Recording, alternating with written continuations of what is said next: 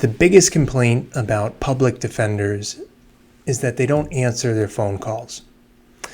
So if you're in a situation where you have a court-appointed lawyer and he's not returning your calls, here's the advice that I have for you. Number one, be patient. All right? Public defenders take a large number of cases and they get a lot of phone calls. So I take 250 court-appointed criminal cases every year.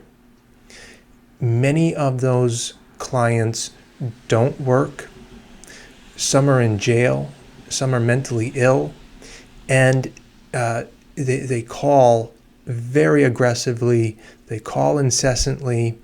And it's overwhelming, the number of phone calls that you get, and you simply can't return them all.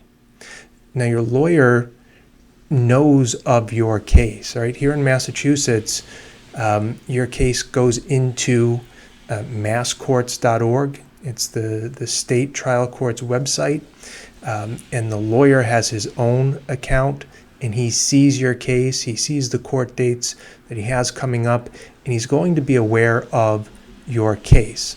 And he will communicate with you, though it may not be until the week of your hearing, or worst case scenario, on the morning of your hearing. So be patient. Number two, if you call and you leave a message, be specific. I can't tell you how many phone calls I get and messages I get every day where the person just says, call me. Sometimes they don't even say their name. They just assume that I recognize their number. So if you're calling your lawyer and you're leaving a message, give your name and state specifically why you're calling. Did you forget your court date? Are you calling to see if the lawyer's gotten the booking video or the body cam video or some piece of evidence? Specifically say what you're looking for so the lawyer can have an answer for you and call you back and have a brief, productive conversation with you. All right? So be specific when you leave messages. Next, be polite when you leave a message, or at the very least, don't be hostile. I get a lot of phone calls, and there's a lot of hostility in the defendant's voice. I've called you X number of times, and you haven't answered me, and I'm getting angry, and blah, blah, blah. It's just human nature. You're not going to want to return that person's call, or you may intend to, but you're going to put these other calls first, or these other tasks first, and the lawyer's going to be less inclined to want to speak with you if it's going to be hostile. All right, so try to be polite, or at the very least, don't be angry when you're leaving messages.